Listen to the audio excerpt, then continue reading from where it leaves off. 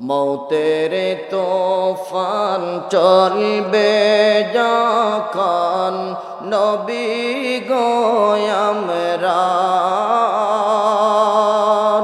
মৌতের তোফান চলবে যখন নবী গো আমার দয়া করে দেখাইবেন দয়া করে দেখাইবেন চেহারায় আনোয়ার নবীজি আল্লাহ আল্লাহ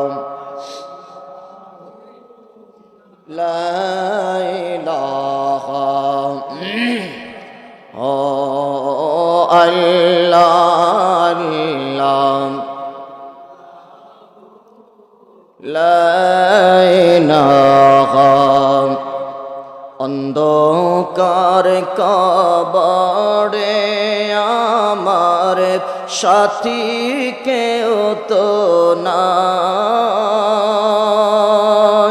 অন্ধকার কবরে আমার সাথী কেউ তো নাই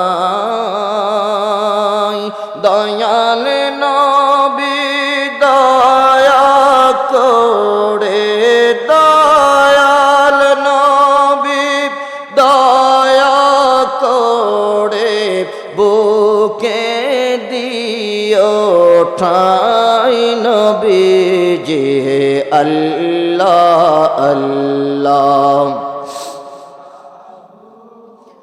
লা ইলাহা ইল্লাল্লাহ আল্লাহ আল্লাহ লা ইলাহা হাশর মিজান পুলিশ রাতে আপন কেউ তো নাই হাশর মিজান পুলিশ রাতে আপন কেউ তো নাই দয়াল নবী দয়া করে দয়াল নবী করে বুকে দিও ঠাই নবীজি আল্লাহ আল্লাহ লা ইলাহা ইল্লাল্লাহ আল্লাহ আল্লাহ লা ইলাহা লা ইলাহা ইল্লাল্লাহ মুহাম্মাদুর রাসূলুল্লাহ সাল্লাল্লাহু আলাইহি ওয়াসাল্লাম বালাগাল উলা বিকামালিহি কাশাফাদ দুজা বিজামালিহি حسنت جميع خصاله صلوا عليه মুআজ্জাজ হাজরিন গজারাই গ্রামবাসীর উদ্যোগে আয়োজিত আল্লামা ফুলতলি সাহেব কিবলা রহমতুল্লাহ আলাইহি ও গজারাই গ্রামের মধ্যে গানের ইসালে সওয়াব উপলক্ষে ইসলামী মহাসম্মেলনের সম্মানিত সভাপতি জনাব হযরত মাওলানা কারি মোহাম্মদ শাহেদ আহমদ সাহেব আল্লাহ জনাবের হায়াতের মধ্যে বরকত দান করুন জোরে বলেন আমিন দিগার উলামায়ে কেরাম বিশেষ করে আজকের এই মাহফিলের সম্মানিত প্রধান অতিথি জনাব হযরত মাওলানা হাফিজ মারজান আহমদ চৌধুরী ফুলতলি সাহেব আল্লাহ জনাবের হায়াতের মধ্যে বরকত দান করুন জোরে বলেন আমিন আমার আগে আলোচনা করেছেন জনাব হযরত মাওলানা হাফিজ আবু হানিফ আনোয়ারি সাহেব আল্লাহ প্রত্যেকের হায়াতে আমলে আখলাকে বরকত দান করুন জোরে বলেন আমিন মঞ্চ উপবিষ্ট সম্মানিত মেহমান আজম সামনে উপবিষ্ট দূর দূরান্ত থেকে আগত আল্লাহ প্রেমিক নবী প্রেমিক অলি প্রেমিক সর্বস্তরের আমার ভাই বাবা বন্ধুরা পর্দার অন্তরালে আমার মা ও বোনেরা আলোচনার শুরুতে আল্লাহর দরবারে শুকরিয়া আদায় করি, যিনি আমাদেরকে দুনিয়ার হাজারো ব্যস্ততা থেকে বিরত রেখে আরামের ঘুমকে হারাম করে এখনো পর্যন্ত এই মাহফিল ময়দানে সুন্দর এবং সুশৃঙ্খলভাবে বসে থাকার মতন সুযোগটুকুন করে দিয়েছেন। হৃদয়ের গহীন থেকে সন্তুষ্টি চিত্তে একবার বলি আলহামদুলিল্লাহ।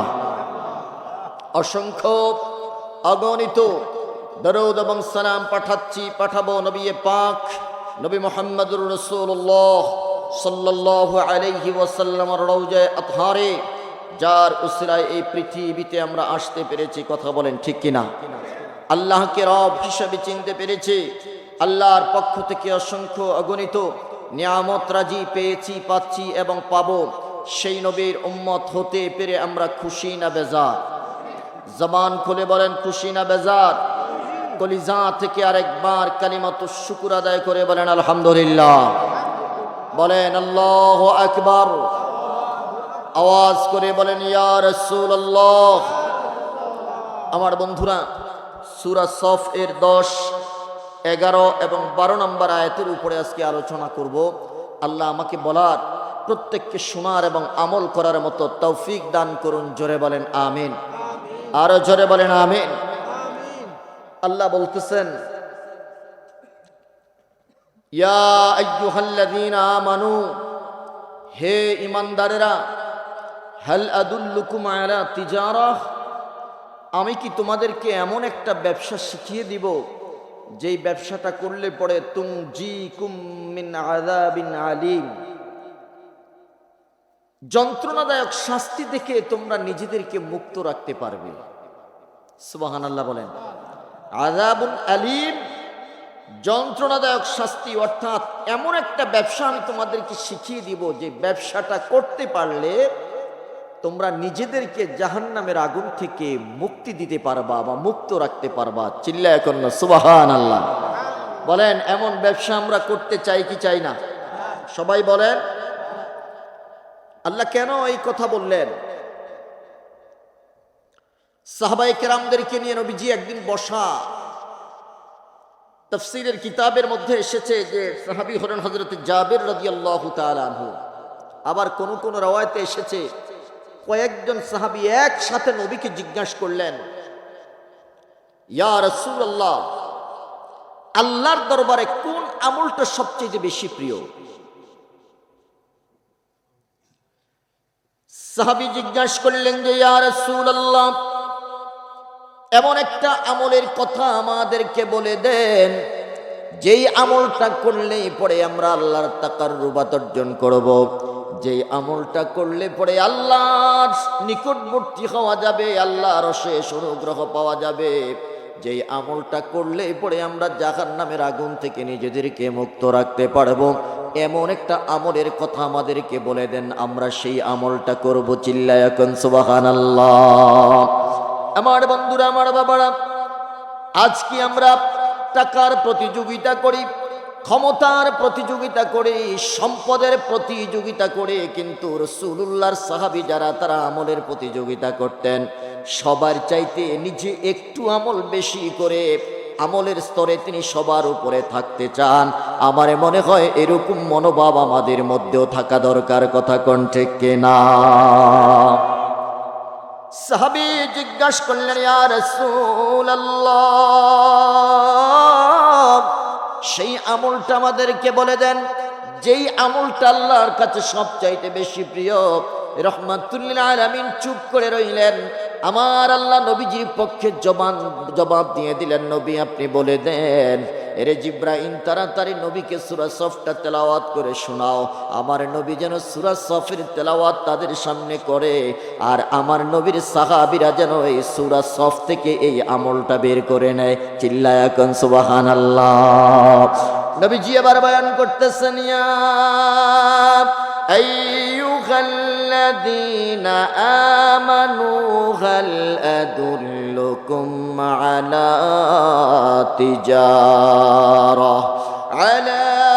তিজারাতিন তুনজিকুম মিন আযাবিন আলীম। এ নবীর উম্মত, যেই আমল করে তোমরা নিজেদেরকে আল্লাহর তাকাররুবাত বানাতে চাচ্ছ, আল্লাহর অত্যন্ত কাছের মানুষ হিসাবে পরিচিত করতে চাচ্ছ, যেই আমল করে তোমরা জান্নাতে যেতে চাও, যেই আমল করে তোমরা জাহান্নামের আগুন থেকে মুক্তি চাও, এটা আমার আল্লাহ বলে দিয়েছেন ব্যবসা হিসেবে। এই ব্যবসাটা যদি সঠিকভাবে করতে পারো, আমি আল্লাহ কথা দিলাম তোদের জীবনের গুনাহ মাফ করে দেব, তোদেরকে জাহান্নামের আগুন থেকে মুক্তি দিব, তোদেরকে আমি আল্লাহ সর্বশ্রেষ্ঠ নিয়ামত জান্নাতের ভিতরে প্রবেশ করাবো। আল্লাহু আকবার বলেন। এরা মুসলমান বলেন, আমরা জান্নাত চাই কি চাই না? আর জোরে বলেন, জান্নাত চাই কি চাই না?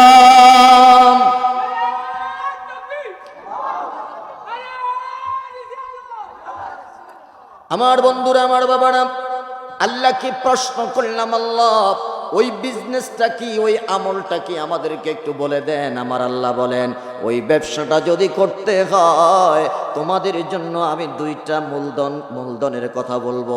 ওই ব্যবসা করতে হলে দুইটা মূলধন থাকা লাগবে। এই দুইটা মূলধন যদি তোমরা খাটাইয়া ব্যবসাটা করতে পারো, আমি আল্লাহ কথা দিলাম, আমি আল্লাহ তোমাদেরকে জাহান্নামের আগুন থেকে মুক্তি সহ তিনটা নিয়ামত আমি দান করব। বলেন কয়টা পুরস্কার দিবেন?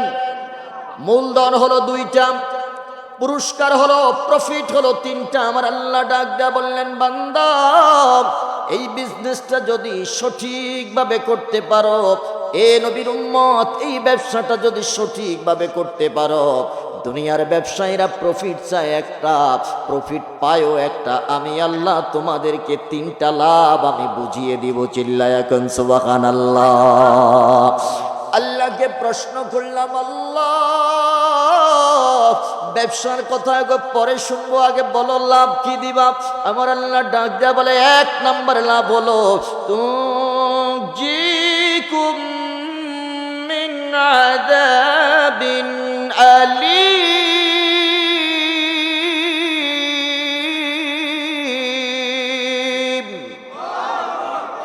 রব্বি করিম ডাক দেয়া বলে, বান্দা এক নম্বর পুরস্কার, এক নম্বর প্রফিট, এক নম্বর লাভ হলো আমি আল্লাহ কথা দিলাম ওই ব্যবসার মাধ্যমে তোরে জাহান্নামের আগুন থেকে মুক্তি দিয়ে দেব। দুই নম্বর লাভ হলো, আল্লাহ রব্বি কারীম ঘোষণা দিচ্ছেন, বান্দারে ব্যবসাটা যদি সঠিকভাবে করতে পারিস, আমি আল্লাহ কথা দিলাম ইয়াগফির লাকুম যুনুবাকুম, আমি আল্লাহ তোর জীবনের সব গুনাহ মাফ করে দেব। আল্লাহ তিন নম্বর পুরস্কারটা কি? এবার আমার আল্লাহ ডাক দেয়া বলে, ওয়ায়ুদখিলকুম জান্নাতিন তাজরি মিন তাহতিহাল আনহার। রব্বি করিম ডাক দেয়া বলে, বান্দা তিন নম্বর পুরস্কারটা হলো, তিন নম্বর প্রফিটটা হলো, তিন নম্বর লাভটা হলো আমি আল্লাহ তোরে সর্বশ্রেষ্ঠ নিয়ামত জান্নাতের ফেরদাউসের বাসিন্দা তোরে বানাবো। জোরে কোন সুবহানাল্লাহ। মুসলমান আওয়াজ কোনে বলেন, আমরা জান্নাত চাই কি চাই না? দুই হাত তুলে বলেন, জান্নাত চাই কি চাই না? আল্লাহকে প্রশ্ন করলাম, আল্লাহ কোটি কোটি ঈমানওয়ালা মানুষ জান্নাতে যাবে, ওগো মাওলা তোমার কাছে প্রশ্ন, তোমার কাছে জিজ্ঞাসা, এই কোটি কোটি মানুষের জন্য জান্নাতে থাকার ব্যবস্থাপনাটা কেমন করেছেন? দুনিয়ায় আমরা যখন ঘর বানাই, দুনিয়ায় যখন আমরা আমাদের আবাসস্থল, আমাদের বাসস্থান তৈরি করি, আমাদের প্রত্যেকের জন্য নির্ধারিত জায়গা আছে না নাই? রেজিস্ট্রি করা জায়গা। এই রেজিস্ট্রি করা জায়গার মধ্যে আমরা থাকি। আল্লাহ জান্নাতে কি পরিমাণ জায়গা আমার জন্য বরাদ্দ রেখেছ, কি পরিমাণ জায়গা আমার জন্য বাজেট করে রেখেছো আমরা জানতে চাই। আমার আল্লাহ ডাক দেয়া বলে, বান্দা ও নবী আপনি বলে দেন, সঠিকভাবে যদি ঈমান আনার পরে আমল করতে পারো, সঠিকভাবে যদি বিজনেসটা করতে পারো রে বান্দা, আমি আল্লাহ কথা দিলাম যেই দুনিয়ার মধ্যে তুমি বর্তমানে আছো এরকম 10টা দুনিয়ার সমান জায়গা জান্নাতের মধ্যে তোর জন্য আমি রেজিস্ট্রি করে রেখেছি। আরো আস্তে কন্যা সুবহানাল্লাহ, চিল্লায়া বলেন আল্লাহু আকবার। পৃথিবীর বর্তমান পরিধি হল 19,69,50,000 বর্গমাইল। এই বর্গমাইলের এই পৃথিবীটাকে আপনি 10 দিয়ে গুণন দেন, 10 দিয়ে গুণন দিলে যতটুকুন জায়গা হয়, আমার আল্লাহ ডাক দেয়া বলে, বান্দা অতটুকুন জায়গা আমি তোর জন্য জান্নাতে বাজেট করে রেখেছি। আওয়াজ করে বলেন আল্লাহু আকবার। আমি যদি প্রশ্ন করি আপনাদেরকে, একটা মানুষ হাত উঠাবেন যে যিনি বিয়ানীবাজার পুরা থানাটা আপনি প্রত্যেকটা গ্রামে প্রত্যেকটা মহল্লায় মহল্লায় গিয়েছেন, এরকম একটা মানুষ কি খুঁজে পাওয়া যাবে? আজকের মজলিসে আছেন? একজনও নাই। জেলা তো দূরের কথা, বিভাগ দূরের কথা, দেশ তো দূরের কথা, একটা ইউনিয়নে পরিপূর্ণভাবে প্রত্যেকটা গ্রামের প্রত্যেকটা মহল্লায় গিয়েছে এরকম লোক খুঁজে পাওয়াটাও দুষ্কর কথা, বলেন ঠিক কিনা? আমার আল্লাহ ডাক দেয়া বলে, বান্দা এরকম 10টা দুনিয়ার সমান জায়গা আমি আল্লাহ বাজেট করে রেখেছি রে বান্দা। আল্লাহকে যদি প্রশ্ন করি, আল্লাহ এতটুকুন জায়গার মধ্যে আমার দুনিয়ার 60-70 বছরের জিন্দিগিতে নিজের থানাটাও ঠিক মতো ঘুরে দেখলাম না, নিজের জেলাটাও ঠিক মতো ঘুরে দেখলাম না, নিজের দেশটাও ঠিক মতো ঘুরে দেখলাম না, কথা বলেন ঠিক কিনা? জান্নাতের বিশাল পরিধিপূর্ণ জায়গা আমি কিভাবে সফর করব? ওখানে কোনো এয়ারপোর্ট আছে নাকি, বিমান আছে নাকি, কোনো বাস অথবা কোনো ট্রেন অথবা কোনো লঞ্চ স্টিমার আছে নাকি? বলে যে না, জান্নাতের ভিতরে কোনো এয়ারপোর্ট নাই, জান্নাতের ভিতরে কোনো বাস স্টেশন নাই, জান্নাতের ভিতরে কোনো রেল স্টেশন নাই। ওগো আল্লাহ, এত বড় জায়গা তুমি আমার জন্য বরাদ্দ করে রেখেছো, আমি কিভাবে ওই জায়গার মধ্যে নড়বো, কিভাবে ওই জায়গার মধ্যে ঘুরবো? আমার আল্লাহ ডাক দেয়া বলে, বান্দা যেদিন তোরে আমি জান্নাতের ভিতরে ঢুকাবো ওই দিন তোর বডির মধ্যে 2টা ডানা দিয়ে দিব রে বান্দা, ওই ডানা মেলে তুই জান্নাতের ভিতরে ঘুরবি।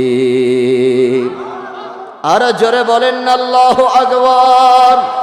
বলেন ওই জান্নাতে যাওয়ার প্রয়োজন আছে না নাই? প্রশ্ন করবেন, হুজুর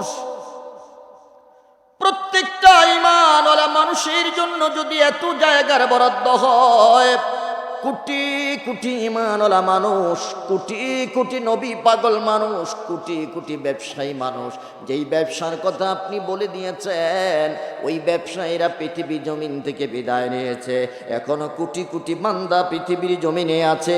আবার কিয়ামতের আগ পর্যন্ত কোটি কোটি নবীর উম্মত ঈমানওয়ালা মানুষ পৃথিবী থেকে বিদায় নেবে। এরে মাওলা, তোমার কাছে প্রশ্ন, এত কোটি কোটি ঈমানওয়ালা মানুষদের জন্য আপনি এত বড় জান্নাত তৈরি করেছেন, এটা কেমন কথা বুঝে আসে না?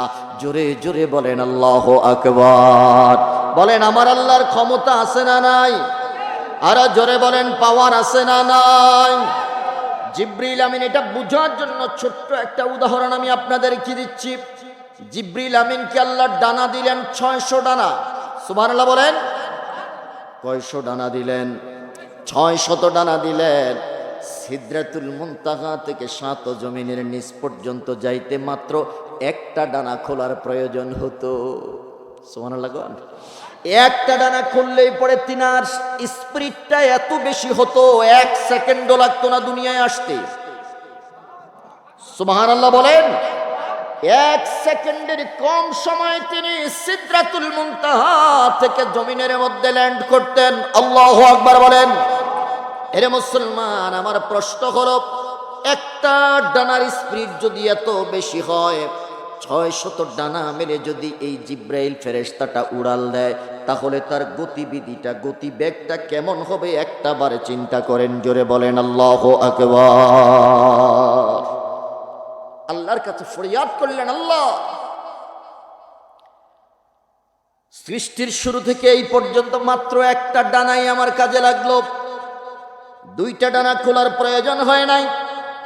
ওগো আল্লাহ, 599টা ডানা এখনো পর্যন্ত ইনটেক রয়ে গেল। পৃথিবীর এবং সৃষ্টি জগতের এমন কোন জায়গা আছে আমি যেই জায়গার মধ্যে 600 ডানা মেলে একটা বার উড়াল দিতে পারবো? আমার আল্লাহ ডাক দেয়া বলে, রে জিবরিল, আমার সৃষ্টি জগতের কোন সৃষ্টি আমি অহেতুক বানাই নাই। প্রত্যেকটা সৃষ্টির পিছনে হিকমত আছে না নাই? জোরে বলেন, আছে না নাই? এ দুনিয়ার মুসলমান,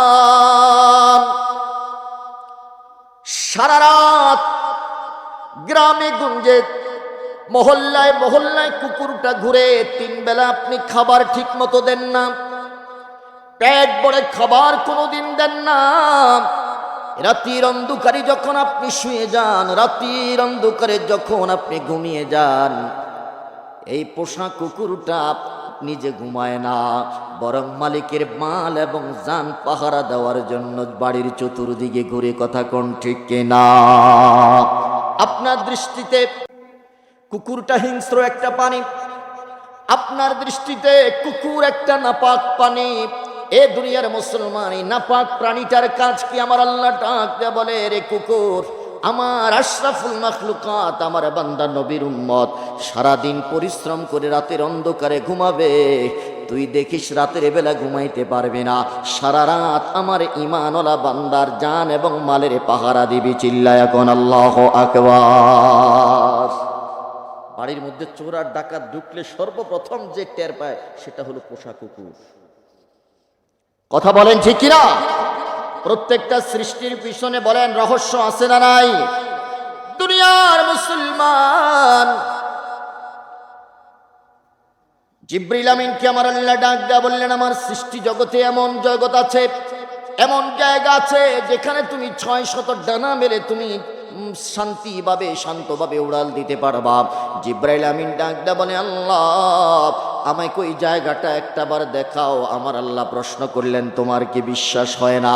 বলে যে, আল্লাহ, বিশ্বাস হয়, অন্তরের প্রশান্তির জন্য একটা নজর দেখতে চাই। এবার আমার আল্লাহ ডাক দেয়া বলে, যাও, এরে জিব্রাইল, জান্নাতের দরজার মধ্যে চলে যাও। দারওয়ান কি বড় জান্নাতের দরজা খুলে দিতে হযরতে জিব্রাইল জান্নাতের দরজার মধ্যে গিয়ে যখন নক করলেন, দারওয়ান ডাক দিয়ে বললেন, কে?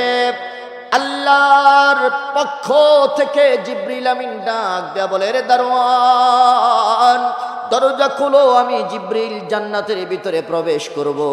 এবারে দারওয়ান ডাক দেয়া বলতেছে, জিবরিল রে, শুধুমাত্র নবী মুহাম্মদুর রাসূলুল্লাহর জন্য পারমিশন আছে, আর কারো জন্য এখনো পারমিশন পাস হয় নাই। চিল্লায় এখন সুবহানাল্লাহ।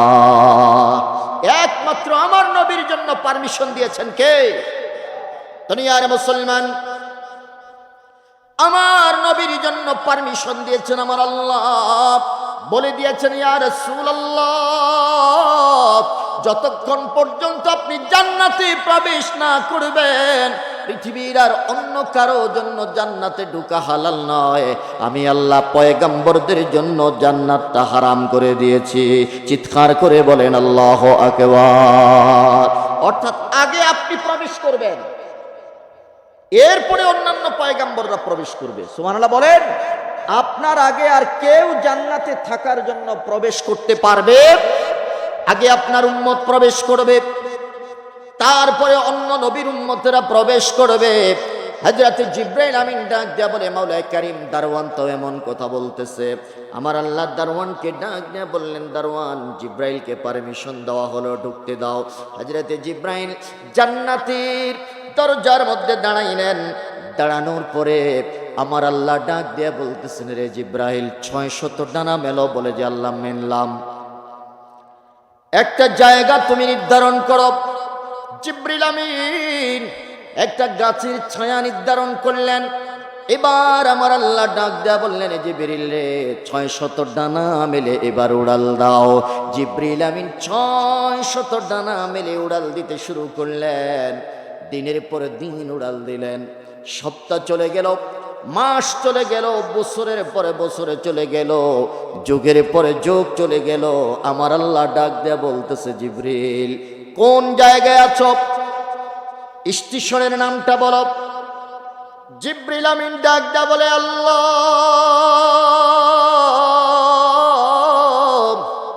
তোমার প্রশ্নের জবাব নেওয়ার আগে আমার প্রশ্নের জবাব দাও। এত সুন্দর সাজে জান্নাতটা তুমি সাজাইলা, এ আল্লাহ জানতে চাই এত সুন্দর জান্নাতের বাসিন্দা কারা হবে? জোরে বলেন না আল্লাহু আকবার। আমার আল্লাহ ডাক দেয়া বলে, এরা হলো আমার ঈমানওয়ালা বান্দা, আমার নবীর আশিক উম্মত। পৃথিবীর জমিনে জান এবং মাল দিয়ে যারা আমার সাথে ব্যবসা করেছে, আমি আল্লাহ তাদের জন্য এই জান্নাতের আঞ্জাম দিয়েছি। সুবহানাল্লাহ বলেন। আমার আল্লাহ দয়া করে আমাদেরকে জান্নাত দিবেন, আমরা সেই জান্নাতের আশাবাদী। কথা বলেন ঠিক কিনা? অশেষ অসীময় অনুপম হৃদয় সুষমা তুমি, তুমি প্রিয়তম। অশেষ অসীম অনুপম হৃদয় সুষমা তুমি, তুমি প্রিয়তম। প্রেমের আকাশে তুমি, প্রেমের আকাশে তুমি চিরমহিয়ান, তুমি রহমান, তুমি মেহেরবান, তুমি রহমান, তুমি মেহেরবান। জোরে জোরে বলেন মারহাবা। এরে দুনিয়ার মুসলমান, এবার জিবরিল আমিন ডাক দেয়া বললেন, এরে জিবরিল আমার ঈমানওয়ালা বান্দার জন্য আমি জান্নাত সাজাইছি। জিবরিল আমিন ডাক দেয়া বলে, আল্লাহ কোন স্টেশনে এসেছি স্টেশনের নাম জানি না, ডানেও কিছু দেখা যায় না, বামেও কিচ্ছু দেখা যায় না, সামনেও কোনো স্টেশনের নাম দেখি না, পিছনেও দেখা যায় না। ওগো আল্লাহ কোথায় আসছি আমি বলতে পারি না। মাওলায়ে পাক ডাক দিয়া বললেন, তুমি যে গাছের ছায়া থেকে উড়াল দিতে শুরু করেছো, এর জিবরিল আমার প্রশ্ন হলো এই গাছের ছায়াটাকে তুমি অতিক্রম করেছো কিনা? বলে যে না। এর জিবরাইল যে গাছটার ছায়া থেকে তুমি উড়াল শুরু করেছো, ওই গাছটা তোমার চোখের সামনে দৃশ্যমান কিনা, দেখা যায় কিনা? কয় না, দেখা যায় না। আমার আল্লাহ ডাক দেয়া বলে, জিবরিল কতদিন তুমি উড়াল দিয়েছ? তুমি কি হিসাব করেছো কিনা? কয় আল্লাহ আমি হিসাব করি নাই, কতদিন কত বছর কত যুগ উড়াল দিয়েছি আমার জানা নাই। এবার আল্লাহ নিজে বয়ান করতেছেন, জিবরিল 600 ডানা মেলে 500 বছর উড়াল দিয়েছ, এখনো তুমি জান্নাতের বারান্দা অতিক্রম করতে পারো না। আর জোরে বলেন আল্লাহু আকবার। অসীম ক্ষমতা যার সবার উপর, যার নামে বয়ে যায় ঝরনা নহর। অসীম ক্ষমতা যার সবার উপর, যার নামে বয়ে যায় ঝরনা নহর। তারি প্রেমে কেন সাড়া দাও না, প্রভুর প্রেমে কেন সাড়া দাও না? বলেন, হৃদয়ের জানালাটা খুলে দাও না, প্রভুর ডাকে কেন সাড়া না? জোরে কোন মারহাবা। আমার মুসলমান বন্ধুরা, এবার আমার প্রশ্ন হলো, জান্নাতের বারান্দাটা যদি এত বড় হয়, না জানি জান্নাতের মূল ফটকটা কত বড়, মূল জান্নাতটা কত বড়, আমার আল্লাহ কত বড় তৈরি সৃষ্টি করেছেন। জোরে জোরে বলা যাবে কি আল্লাহু আকবার। এরে বান্দা, আমার আল্লাহ সর্বশেষ পুরস্কারটার ঘোষণা দিয়েছেন জান্নাত। জোরে জোরে বলেন সুবহানাল্লাহ। এই যে রমজান মাস আসতেছে, রমজানের চাঁদ উদিত হওয়ার সাথে সাথে আল্লাহ ফেরেশতাদেরকে ডাক দিয়ে বলবেন জান্নাত সাজাও, আমার ঈমানওয়ালা বান্দাদের জন্য জান্নাত সাজাও। যারা আমার জন্য রোজা রাখবে, জান্নাত সাজাইতেছে তো সাজাইতেছে। 30 তারিখ পর্যন্ত জান্নাতটা আপডেট সাজে সজ্জিত করবে। প্রতিদিন এক একটা সাজে সজ্জিত করবেন আমার জন্য, আপনার জন্য আমার আল্লাহ তার জান্নাতটাকে। চিল্লায়া এখন সুবহানাল্লাহ। এবার বলেন পুরস্কার না জানি কয়টা? বলেন কয়টা? 3টা পুরস্কার। মূলধন হলো 2টা। আল্লাহকে প্রশ্ন করলাম, আল্লাহ এবার ব্যবসার তরিকাটা আপনি বলে দেন, কোন পদ্ধতিতে কিভাবে আমরা এই ব্যবসাটা করতে পারবো। আমার আল্লাহ সূরা সফের 11 নম্বর আয়াতে বলতেছেন, তোমার জন্য মূলধন হলো 2 প্রকার, 2টা মূলধন দিয়ে তুমি ব্যবসা করবা আমি মাওলায়ে পাকের সাথে। আল্লাহু আকবার বলেন, আল্লাহু আকবার। আল্লাহ ডাকদা বলতেছেন, তো মিনুনা বিল্লাহি ওয়া রাসূলিহি ওয়া তুজাহিদুনা ফি সাবিলিল্লাহ। এরে বান্দা, আমি আল্লাহর সাথে ব্যবসা করার জন্য 2টা মূলধনের প্রয়োজন। 1 নম্বর মূলধনের নাম হলো ঈমান, 2 নম্বর মূলধনের নাম হলো জিহাদ ফি সাবিলিল্লাহ। এই 2টা পুঁজি দিয়ে পৃথিবীর জমিনে ব্যবসা করা লাগবে। জোরে জোরে কোন সুবহানাল্লাহ। আল্লাহ বলে দিয়েছেন ঈমান। 1 নম্বর ঈমান হলো আল্লাহ পাকের প্রতি বিশ্বাস, 2 নম্বর হলো নবীর প্রতি বিশ্বাস। রব্বে কারীমকে ডাক দিয়া বললাম, আল্লাহ বিজনেস করার জন্য, ব্যবসা করার জন্য কেমন ঈমানের প্রয়োজন। আমার আল্লাহ ডাক দিয়া বলতেছেন, নড়বড়ে ঈমান দিয়ে ব্যবসা করা যায় না।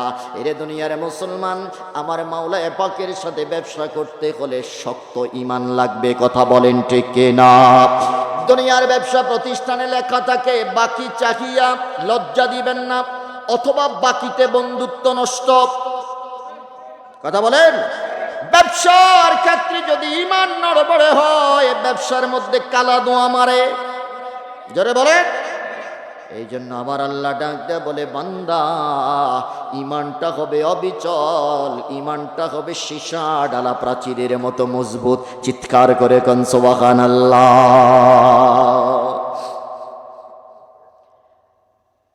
আল্লাহকে প্রশ্ন করলাম, আল্লাহ এবার ঈমানের কাইফিয়তটা কেমন হবে? কাইফিয়ত সংক্ষেপে আমি বলি, কাইফিয়ত পদ্ধতিটা হলো এই, ঈমানদারের জীবন চলে যাবে, ঈমান যাবে না। সুবহানাল্লাহ বলেন। জীবন ছেড়ে দিতে হবে, প্রয়োজনে জীবন ছেড়ে দিতে হবে, তারপরে ঈমান ছাড়া যাবে না। কথা বলেন ঠিক কিনা? আমরা তো জানি না আজকে আমাদের ঈমানটা কত দামি ঈমান, আমাদের ঈমানটা কত দামি দৌলত, আমাদের ঈমানটা কত দামি ঈমান আমরা বুঝি না। যার কারণে আমরা আজকে টাকার কাছে ঈমান বিক্রি করে দেই, ক্ষমতার কাছে ঈমান বিক্রি করে দেই। কথা বলেন ঠিক কিনা?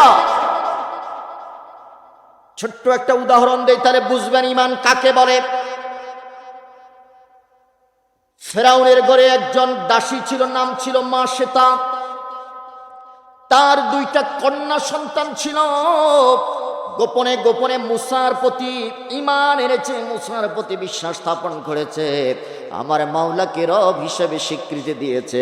হঠাৎ করে একদিন ফেরাউনের ঘরে থাকা মহিলাদের চিরুনি মাথা আছড়িয়ে দিচ্ছে। চিরুনিটা যখন হাত থেকে পড়ে গেল, মাশেতা ওই চিরুনিটা উঠাইতে গিয়ে বিসমিল্লাহ বলে চিরুনিটা উঠাইছে। চিল্লায়া কোন সুবহানাল্লাহ। আল্লাহু আকবার বলেন। চেয়েছিল ঈমানটাকে গোপন রাখার জন্য, কিন্তু আমার আল্লাহ এটাকে প্রকাশ করে দিয়েছেন। সামনে থাকা মহিলাটা ডাক দেয়া বলতেছে, মাশেতা কার নাম নিয়ে চিরুনিটা উঠাইলাম? এবার ইমানদার কখনো মিথ্যা বলতে পারে না, বাতিলের কাছে কখনো ইমানদাররা মাথা নত করতে জানে না। আওয়াজ করে বলেন, ইমানদাররা মাথা নত করবে কার কাছে? আরো জোরে বলেন, কার কাছে? ডাক দিয়া বললেন, আমার রব যিনি আমার সব প্রয়োজনের আয়োজন করেন, আমি আমার রব আমার আল্লাহর নাম নিয়ে চিরুনিটা উঠাইছি। বলে যে মা সেটা জানতে চাই, তুমি কি আমাদের রং ফেরাউনকে খোদা মানো না, রব মানো না? কয় না না, মানুষ কোনোদিন মানুষের খোদা হতে পারে না। কথা বলেন ঠিক কিনা? সাথে সাথে ফেরাউনের কাছে মেসেজটা চলে গেল। ডাক দিয়া বলতেছে, ফেরাউন, এই জগতের মধ্যে ঘরের মধ্যে তুমি যেই সাপ পুষতেছ, সে তো তোমাকে রব হিসাবে স্বীকৃতি দেয় না। বলে যে কে? বলে যে মাসেতা নামক দাসীটা, সে আল্লাহকে রব হিসাবে মানে।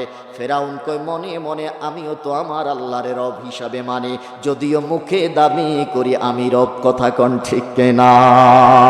ফেরাউনও মনে মনে নিজে অন্তরে লালন করে কাকে? আর জোরে বলেন, কাকে? আমি সেদিকে গেলাম না। ফেরাউন মাসিদাকে ডাক দিল, এ মাসিদা, জানতে চাই আমি কি তোমার রব নই?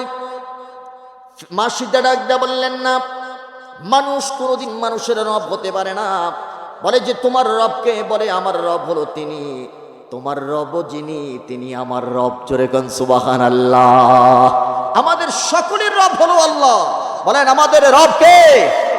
যদিও ফেরাউন দাবি করেছিল, আনা রব্বুকুমুল আ'লা, আমি হলাম বড় খোদা। আমার আল্লাহ ডাক দিয়া বলে, না, তুই কোনোদিন খোদা হতে পারিস না, তুই খোদার বান্দা, তুই রবের বান্দা। কথা বলেন ঠিক কিনা?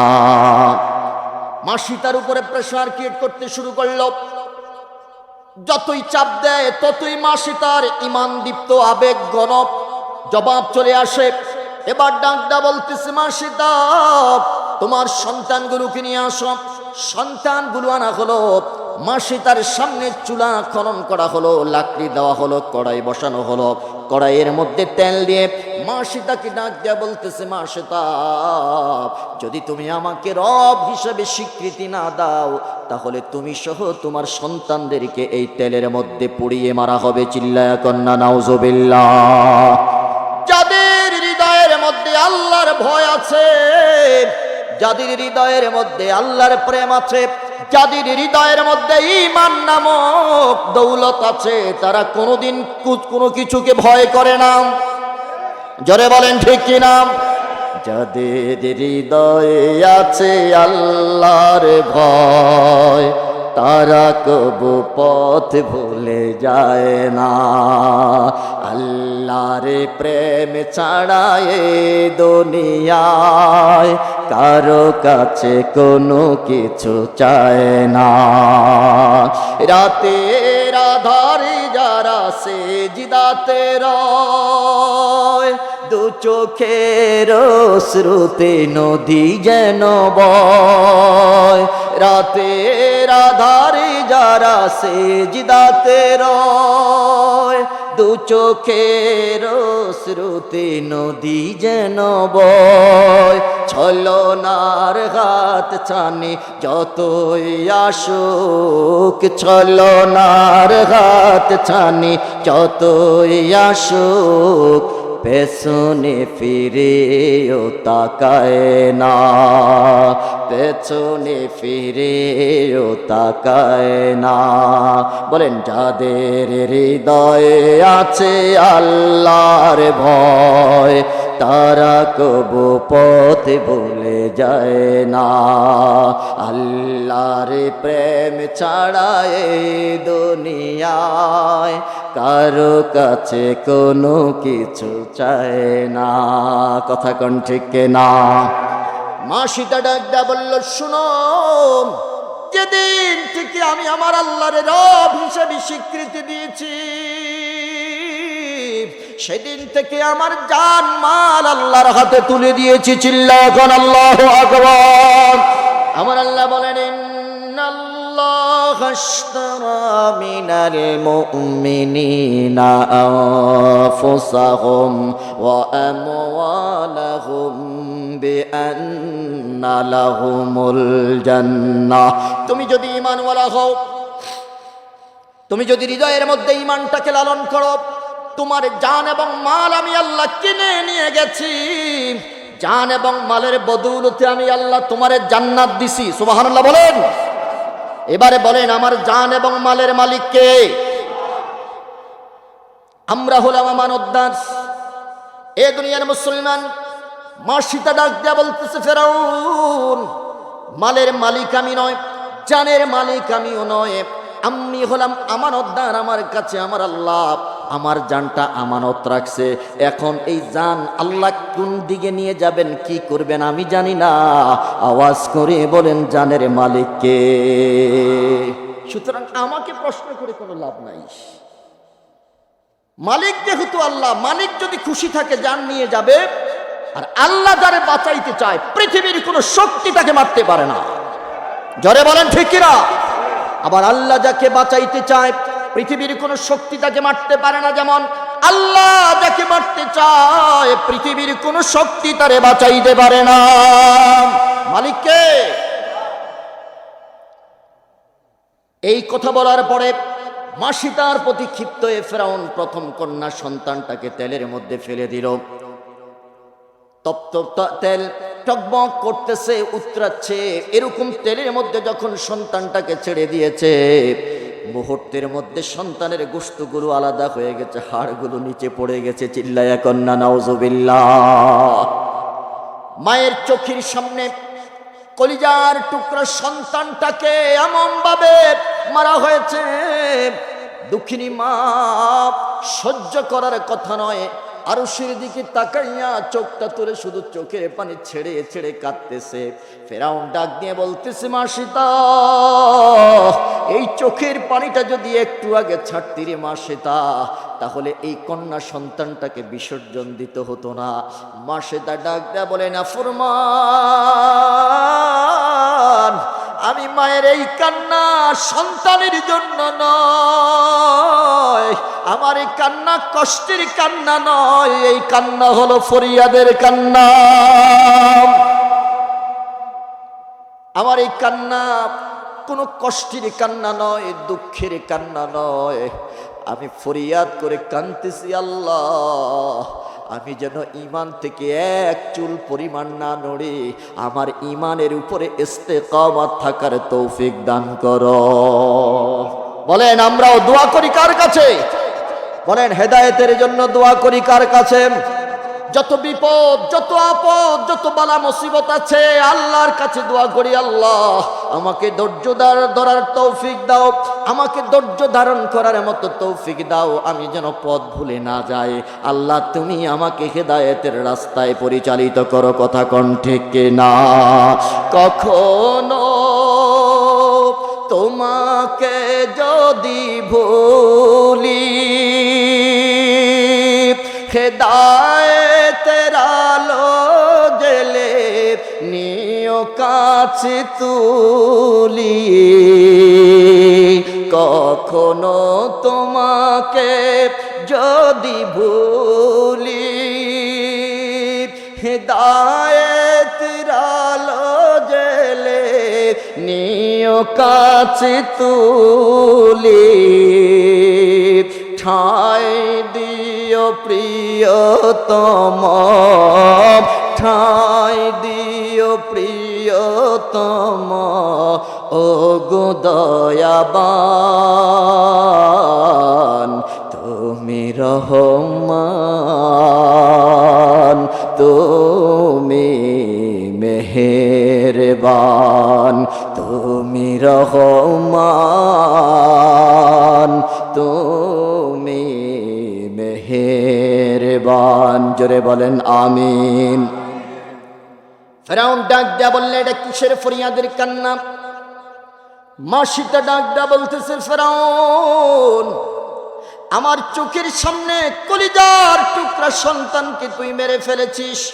স্বাভাবিক দুনিয়ার যেই কোনো মা যেই কোনো বাবা নিজের জীবনের মূল্য দিয়ে হলেও সন্তানের জীবনটাকে রক্ষা করতে চাইবে, কথা কোন ঠিক কিনা? এরে ফেরাউন, একবারও তোর কাছে আমার সন্তানের জন্য আমি আকুতি জানাই নাই, একটা বারের জন্য তোর কাছে মিনতি করি নাই। এরে ফেরাউন, তুই কি বুঝিস না আমরা ঈমানওয়ালা মানুষ, আমাদের জীবনের চাইতে আমাদের ঈমানের দাম অনেক বেশি। আমরা ঈমানওয়ালারা জীবন দিতে জানি, ঈমান দিতে জানি না। চিল্লা বলেন ঠিক কিনা? বলে যে চোখের পানি ছাড়লি কেন? বলে যে আল্লাহর কাছে দোয়া করেছি আল্লাহ যেন আমাকে ঈমানি কুওয়াতটা বাড়িয়ে দেয়, ঈমানি শক্তিটা বাড়িয়ে দেয়। বলে যে তাই নাকি? এবার মাসে তার কোলে থাকা দুধের সন্তানটা টেনে হেঁচড়ে নিয়ে গেল, পায়ের মধ্যে ধরে ঝুলিয়ে রেখেছে কড়াইয়ের উপরে। মাসিতা, এ মাসিতা, এখনো সময় আছে, এখনো সময় আছে, তাড়াতাড়ি আমাকে রব হিসেবে স্বীকৃতি দে। মাসিতা ডাক দিয়ে বলতেছে, রে ফেরাউন, এরকম একটা সন্তান নয়, দুইটা সন্তান নয়, আমার আল্লাহ যদি আমাকে 1000 সন্তান দিতেন, আমার আল্লাহ যদি আমাকে 1000 সন্তান নামক নিয়ামত দান করতেন, আমি আমার আল্লাহর জন্য 1000 সন্তান কুরবানি করে দিতাম, দ্বিধাবোধ করতাম না। ইমানদারদেরকে এই সমস্ত ভয় দেখিয়ে লাভ নাই। যাও, সন্তানটাকে তুমি নিয়ে নাও। মনে রাখে বাপ, আমরা ঈমানওয়ালারা কোনোদিন জীবন দিতে জানি না, আমরা জীবন দিতে জানি, কোনোদিন ঈমান দিতে জানি না, কথা বলেন ঠিক কিনা? এরা সিলেটের মুসলমান, ছোট্ট এই দুধের বাচ্চা, যে কথা বলতে পারে না, যে কোনো সিদ্ধান্ত নিতে পারে না, এই কঠিন মুহূর্তটাকে তাকে মোকাবেলা করতে হচ্ছে। দুধের সন্তানটাকে ফেরাউন মুহূর্তের মধ্যে তেলের মধ্যে ছেড়ে দিয়েছে। দুঃখিনী মা, মাসিতা শুধু ফেল ফেল করে তাকিয়ে আছে। দুঃখিনী মা, মাসিতা ডাক দেয়া বলতেছে, রে দুনিয়ার মানুষ, আমি শুনতে পাচ্ছি ওই আমার দুধের সন্তান দুনিয়াতে যে কথা বলতে পারে নাই, যেই মাত্র তাকে তেলের মধ্যে ছাড়া হয়েছে, আমার আল্লাহ তার জবান খুলে দিয়েছেন। বলেন আল্লাহু আকবার। ডাক দেয়া বলতেছে, মা,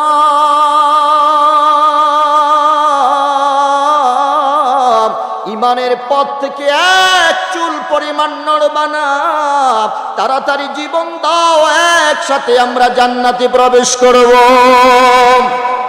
জোরে বলেন আল্লাহু আকবার, আরো জোরে বলেন আল্লাহু আকবার।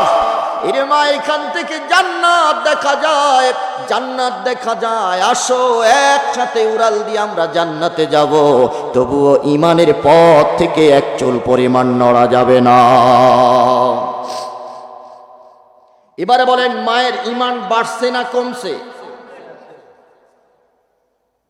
এরা দুনিয়ার মুসলমান।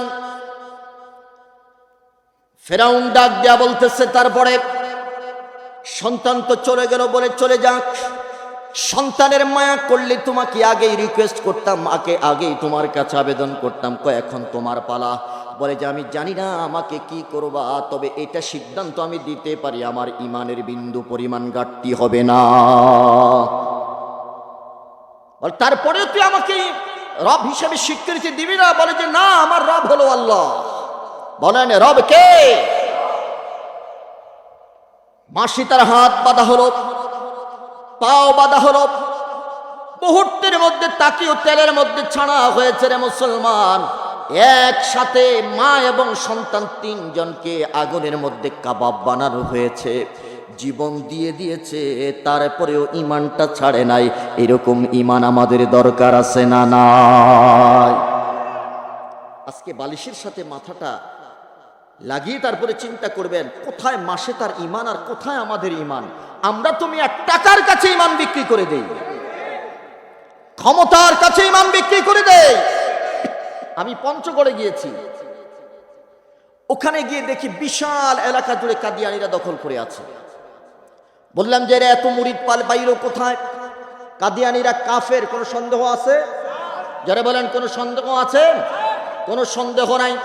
এত উম্মত তারা পেল কিভাবে, এত মুরিদ তারা পেল কিভাবে? বলে যে কয়েক টাকা দিয়ে তাদেরকে উম্মত কিনা নিয়েছে। জিল্লায়া কন্যা নাউজুবিল্লাহ।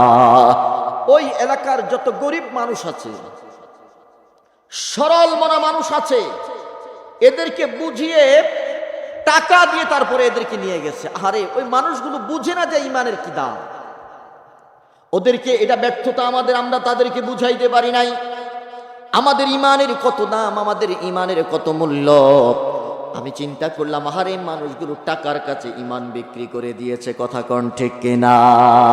আর আমরা যারা এদিকে আছি, এরা ইমান বিক্রি করে কিভাবে টাকার কাছে? রাতের অন্ধকারে 5,000 10,000 টাকা হাতের মুঠির ভিতরে ঢুকায় দিল। ঢুকায় দেওয়ার পরে দেখা গেছে সালিশে বসেছে, বিচারের রায়টা সঠিকভাবে না দিয়ে উল্টা দিকে দিয়ে দিয়েছে। জোরে বলেন আছে না নাই? আবার নির্বাচনের আগের দিন 500 টাকার বিনিময়ে ভোট তাল গাছে দিছে। আছে না নাই? আপনাদের এলাকার মানুষ ভালো। 500 টাকা দিছে, 500 টাকার কারণে ভোট কিনে নিয়ে গেছেন।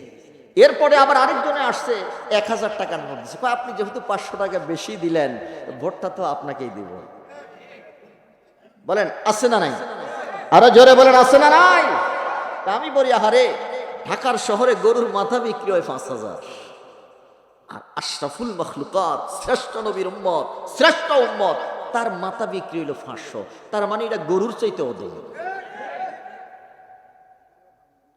ভোট দেওয়া ইমান, এটা আপনার ইমানি দায়িত্ব। কথা কোন না? ভোট দেওয়া দায়িত্ব কার?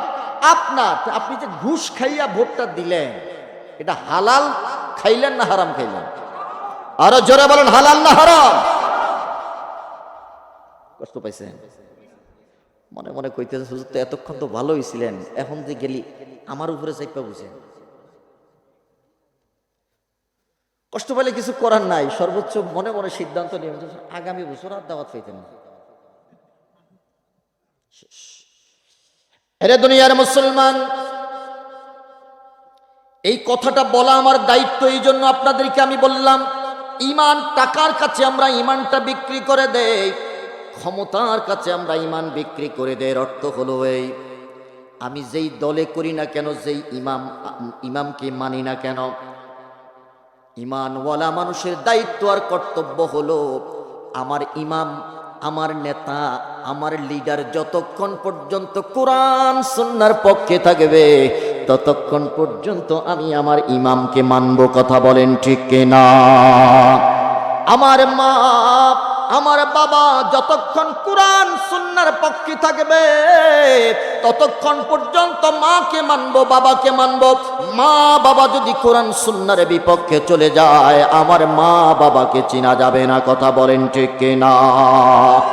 এমনি ভাবে সালেহী যতক্ষণ পর্যন্ত কোরআন সুন্নাহর পক্ষে কথা বলবে, ততক্ষণ পর্যন্ত সালেহী আলোচনা করার, মাহফিল করার, কোরআন হাদিসের বয়ান করার অনুমতি আছে। সালেহী যদি কোরআন সুন্নাহর বিপক্ষে চলে যায়, কানে ধরে স্টেজ থেকে নামাইয়া দিতে হবে। তেমনি ভাবে আপনি যেই লিডারকে অনুসরণ করেন, যেই লিডারের স্লোগান দেন, যতক্ষণ পর্যন্ত লিডার কোরআন সুন্নাহর পক্ষে থাকবে, ততক্ষণ পর্যন্ত কোরআন সুন্নাহর পক্ষে থাকা লিডারকে মানা লাগবে।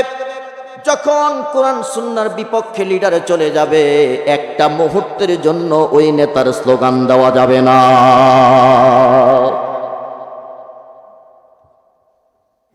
প্রত্যেকটা মানুষ যদি আমরা একটা সূত্র ফলো করি, খোদার কসম, এই পরিবার, এই সমাজ, এই রাষ্ট্রের মধ্যে কোনো ধরনের অন্যায়, অত্যাচার, জুলুম, নির্যাতন হবে না।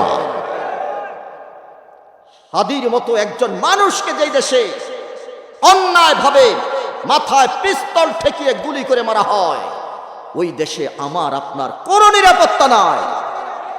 একটাই রাস্তা, সেটা হলো কোরআন সুন্নাহর রাস্তা। কথা বলেন ঠিক কিনা? এই সমাজকে যদি মুক্ত করতে হয়, এই দেশে যদি শান্তি আনতে হয়, রাস্তা একটাই, সেটা হলো আমার কোরআন সুন্নাহর রাস্তা। এটা ছাড়া বিকল্প কোনো রাস্তায় চলা যাবে না। কথা বলেন ঠিক কিনা?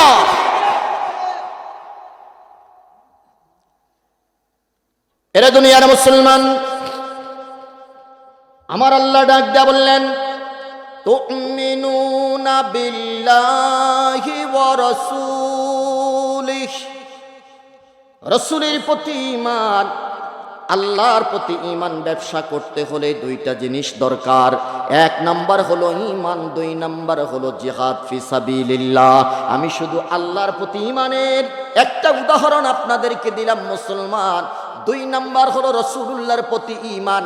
অর্ধেক রাসূলুল্লাহ, আমি আপনাদেরকে যে প্রশ্নটা করতে চাই, আল্লাহকে কি অর্ধেক মানলাম না পুরা মানলাম? বলেন বলেন, আল্লাহর প্রতি ঈমান আমাদের অর্ধেক না পুরা? রাসূলুল্লাহর প্রতি ঈমান অর্ধেক না পুরা? আমি যদি বলি না আমি 40 বছরের আগ পর্যন্ত মানি না, 40 বছরের পরে রাসূলুল্লাহর প্রতি আমার ঈমান আছে, তাহলে বোঝা গেল তার ঈমানের মধ্যে ঘাটতি আছে। কথা কোন ঠিক কিনা? আমাদের দেশে কিছু ভাইরাস আছে না, যে 40 বছর পর্যন্ত মানে না, যে 40 বছরে রাসূলুল্লাহর প্রতি ওহী আসে নাই, আর 40 বছর থেকে তো ওহী আসছে, 40 বছরের পর বাকি 23 বছর মানে, আগের 40 বছর মানে না। কয়টা আমাদের জন্য অনুসরণীয়, অনুকরণীয় নয়। আমি বললাম যে হ্যাঁ, ঈমান তো তাকেই বলে, সেটাকেই ঈমান বলে। অর্ধেককে বিশ্বাস করলে চলবে না। রাসূলের জন্ম থেকে মৃত্যু পর্যন্ত মানার নাম হলো ঈমান। কথা বলেন ঠিক কিনা? 40 বছর আমরা মানি না, 40 বছরের পর থেকে আমরা মানি, তখন আমি বলি 40 বছর হিসাব করা যাবে না, বরং রাসূলুল আল্লাহ পাকের সৃষ্টির সূচনা থেকে মানার নাম হলো ঈমান বির রাসূল। কথা বলেন ঠিক কিনা? আগে তো আল্লাহ আমার রাসূলকে বানাইছে, সুবহানাল্লাহ বলবেন না? সব সৃষ্টির আগের সৃষ্টির নাম কি? মুহাম্মাদুর। তারা যখন 40 বছরের শর্ত দিয়েছে, তখন আমরা যারা আছি, জৈনপুরে বলেন, সারসিনা বলেন, বদরপুর বলেন, ফুলতলি বলেন, যত হক্কানি সিলসিলার পীর মাশায়েখ যারা আছে, আমরা যারা তাদের রুহানি সন্তানরা আছি, তারা বলে 40 বছরের হিসাব করা যাবে না, বরং পৃথিবীর সূচনার আগ থেকে আমার নবীর ঈমানের হিসাব করতে হবে। কথা বলেন ঠিক কিনা? জোরে বলেন, আমরা রাসূলুল্লাহর মিলাদ চাই কি চাই না? দুই হাত তুলে বলেন, সিরাত চাই কি চাই না?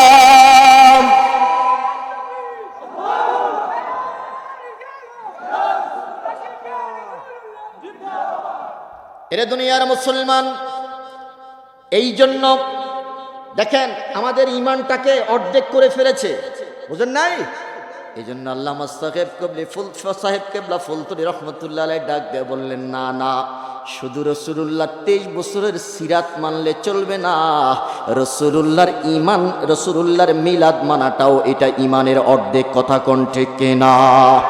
যতই প্রেসার ক্রিয়েট করা হয়েছে, যতই চাপ দেওয়া হয়েছে, আল্লামা সাহেব কেবলা ফুলতলি রহমাতুল্লাহ আলাইহি তিনি ডাক দিয়া বলেন, এ দুনিয়ার মুসলমান, এরে পৃথিবীর যুবকেরা শুনে নাও, এই অতন্দ্র প্রহরী সুন্নিয়তের কলিজার টুকরা আল্লামা সাহেব কেবলা ফুলতলি রহমাতুল্লাহ আলাইহি এই সৈয়দপুরের জমিনে রক্ত দিয়েছেন, সৈয়দপুরের জমিনটা লালে লাল করে দিয়েছেন, তারপরেও তিনি বাতিলের কাছে আপোষ করেন নাই।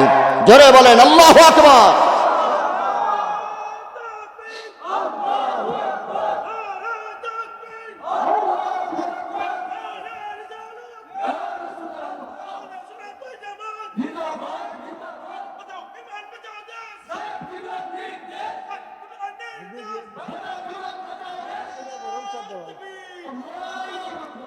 বলেন, আজকে স্বাধীনতার 53 বছর পরে এখন তারা বলে যে হ্যাঁ, আমরা এখন মিলাদুন নবী পাইছি। সুবহানাল্লাহ কইতেন না? এত বছর পায় নাই, আমগরে বেদাতি বেদাতি কইছে, জিলাফিকুর জিলাফিকুর কইছে, তাই না? এখন 53 বছর পরে ওনারাও এখন মিলাদুন নবীর মাহফিল করে। সুবহানাল্লাহ কন না? এখন বলেন দেখি, আমাদের ঈমানটা কমছে না বাড়ছে? আর জোরে বলেন, বাড়ছে না কমছে? তার মানে আমাদের ইয়াকিন হয়ে গেছে আমাদের রাস্তা এটাই আসল রাস্তা। কথা বলেন ঠিক না? এই জন্য আমার যুবক বন্ধু বৃদ্ধ বাবাদেরকে বলতে চাই, আমাদের আকাবিররা এই সঠিক পথ এবং মতের মধ্য থেকে রক্ত দিয়েছে, আমরা তাদের রুহানি সন্তান, আমরা ওই পথে থেকে রক্ত নয়, প্রয়োজনে জীবন দিতে প্রস্তুত। কথা বলেন ঠিক না? এটাই আমাদের ঈমান, এটাই আমাদের আকীদা, যে আমাদের রাস্তা এটাই আসল রাস্তা, এটা ছাড়া বিকল্প আর কোনো দিকে যাওয়া যাবে। গ্রামে একটা কথা বলে, পুরান চাল ভাতে বলে, তাই না? আরে নতুনটা দেখতে চিকচিক করে কিন্তু পানি ছাড়ি দেয়। এরে দুনিয়ার মুসলমান, রাসূলুল্লাহর প্রতি পরিপূর্ণ ঈমান আনা, এটাই হলো ব্যবসার একটা মূলধন। আমার আল্লাহ ডাক দা বললেন, অর্ধেক নবীকে মানবা আর অর্ধেক মানবা না, তা হতে পারে না। বরং আমার নবীর উপরে পরিপূর্ণ ঈমান আনার নাম হলো ব্যবসার একটা মূলধন। জোরে কোন সুবহানাল্লাহ। ব্যবসা করব কার সাথে? আরো জোরে বলেন, কার সাথে? একটা কথা বলেই যায়, নাইলে গ্যাপ থেকে যাবে। আমরা 40 বছর কেন মানব? ওরা কেন মানে না? ওরা বলে যে 40 বছর পর্যন্ত আমার নবী নাকি নবী ছিলেন না। নাউজুবিল্লাহ বলবেন না? আমার নবী কি 40 বছর তো দূরের কথা, 40 বছরের আগেও তো, আমার জন্মের আগেও তো আমার নবী নবী। সুবহানাল্লাহ কয় না? এটা তো আমার কথা নয়, এটা আমার নবীর কথা। আমি আমার কথা বলি না, আমার বাবার কথাও বলি না। নবীকে প্রশ্ন করা হয়েছিল, নবী মাতা ওয়াজাবাত লাকান নাবুয়া, আপনি কখন নবী হয়েছেন? আমার নবী কয়, আমি তখন নবী। ও ইন্না আদম লামুনজাদিলুন ফি তিনাতিহি, আদম যখন মাটি আর পানির মধ্যে গড়াগড়ি খাচ্ছে, আমি রহমাতুল লিল আলামিন তখনও আল্লাহর দরবারে পয়গম্বর। আর জোরে বলেন আল্লাহু আকবার। তাহলে ওই হাইব্রিড মুফতিদের ফতোয়া মানা যাবে? নবী কয় আমি 40 বছর তো দূরের কথা, বেটা পৃথিবী সৃষ্টির আগেও আমি পয়গম্বর। সুবহানাল্লাহ বলেন। তার মানে এর অর্থ হলো এই, তাহলে প্রশ্ন আছে আপনাদের মনে, তারা 40 বছর কেন মানে না? তারা বলে 40 বছর পর্যন্ত যেহেতু নবীর কাছে কোনো ওহী আসে নাই, জিবরিল আসে নাই, এই কারণে 40 বছর আমার নবীকে মানা যাবে না, তিনি পয়গম্বর ছিলেন না। এরে মুসলমান, আপনাদের খেদমতে আমি একটা প্রশ্ন রাখতে চাই, আপনাদের পাশের মসজিদে কি ফ্যান আসেনি এখন? বলেন, ফ্যান আছে? ফ্যান কি এখন ঘুরে? এখন ঘুরতেছে? ঘুরে না কেন? সুইচ বন্ধ। বলেন, সুইচ। তার মানে কি মসজিদে কারেন্ট নাই? ওরে কথা করে না। মসজিদে কারেন্ট, ফ্যান ঘুরে না কেন? সুইচ বন্ধ। তার মানে হলো নবুয়ত ছিল, নবুয়তের ফ্যান কার্যক্রম ঘুরে না কেন? আল্লাহ সুইচটা বন্ধ করে দিয়েছেন। 40 বছর পরে নবুয়তের কার্যক্রম কেন চালু হয়েছে? আল্লাহ সুইচটাকে কি করে দিয়েছেন? ওপেন করে দিয়েছেন। 40 বছর পরে এখন ফ্যান ঘুরতেছে, মানে নবুয়তের কার্যক্রম চলতেছে। সুবহানাল্লাহ। এগুলা বুঝতে হইলে মিয়া ফুলতলি যাওয়া লাগবে। এই হাদিস বুঝতে হলে, এই বুঝ নিতে হলে সারসিনা জৈনপুর যাওয়া লাগবে। সিলেবাস পড়ে, গাইড পড়ে এই বুঝ পাওয়া যায় না। চিল্লায় বলেন ঠিক কিনা? আমার বন্ধুরা, আমার বাবারা, নবীজির প্রতি ছোট্ট একটা ইমানের কথা বলে আমি 2 নম্বর মূলনীতির উপরে, মূলধনের উপরে আলোচনা করতে চাই। আপনাদের কষ্ট হচ্ছে মনে হয়? চলবে, আরো চলবে। আল্লাহ কবুল করুক। জোরে বলেন আমিন। ঈমান কাকে বলে? ঈমান কাকে বলে? রাসূলুল্লাহর প্রতি ঈমান, তুমিনুনা বিল্লাহি ওয়া রাসূলিহি, আল্লাহর পরে যার উপরে আমার ঈমান এবং বিশ্বাস স্থাপন করতে হবে, তিনি আর কেউ নয়, মুহাম্মাদুর রাসূলুল্লাহ সাল্লাল্লাহু আলাইহি ওয়াসাল্লাম। জোরে কোন সুবহানাল্লাহ। দুনিয়ার মুসলমান, নবীজির একজন সাহাবী হযরতে হাবিব রাদিয়াল্লাহু তাআলা আনহু, জীবন যাবে তো ঈমান যাবে না। এটাই হলো আমাদের মূলনীতি, এটাই হলো আমাদের সূত্র। হযরতে হাবিব রাদিয়াল্লাহু তাআলা আনহুকে মুসাইলামাতুল কাযযাবের কাছে পাঠানো হলো। যেহেতু কাদিয়ানীদের কথা এসেছে, আমি এই প্রসঙ্গে আর একটু কথা বলেই নেই। মুসাইলামাতুল কাযযাব মিথ্যা নবুয়তের দাবিদার ছিল, নিজেকে নবী দাবি করেছে আমার নবীর পরে। হযরতে হাবিব রাদিয়াল্লাহু তাআলা আনহুকে তার কাছে পাঠানো হলো। আল্লাহর নবীর সাহাবী হযরতে হাবিব রাদিয়াল্লাহু তাআলা আনহু ডাক দিয়ে বললেন, রে মুসাইলামা, আমার নবীর পরে আর কোনো নবী নাই, নবীর পরে আর কোনো নবী হবে না। তুমি যেই নবুয়তের দাবি করেছো, এটা মিথ্যা নবুয়তের দাবিদার, তুমি মিথ্যাবাদী। আমার নবীকে শেষ নবী হিসেবে ঘোষণা দিয়েছেন কে? আর জোরে বলেন কে? আল্লাহ ঘোষণা দিয়েছে, আমার নবীও বলেছেন লা নবিয়্যা বাদি, আমার পরে আর কোনো নবী হবে না। সুতরাং আল্লাহ এবং রাসূলের সিদ্ধান্তকে ওভারটেক করে তুমি নবুয়তি দাবি করেছো, তার মানে সন্দেহ নাই তুমি ঈমানদার নয়, তুমি বেঈমান। কথা বলেন ঠিক কিনা? মুসাইলামার মেজাজ গরম হয়ে গেল, ডাক দিয়া বলতেছে, রে হাবিব জবাব দাও, কি বলতে চাও? বলে যে আমি তোমার কাছে সঠিক দাওয়াত নিয়ে এসেছি, এই ভাউতাবাজি ছেড়ে দাও, ধোঁকাবাজি ছেড়ে দাও, তুমি আমার সাথে আমার নবীর উপরে ঈমান আনো। তুমি তো পয়গম্বর নয়, তুমি আখিরি জামানার পয়গম্বরের উম্মত। জোরে জোরে কোন সুবহানাল্লাহ।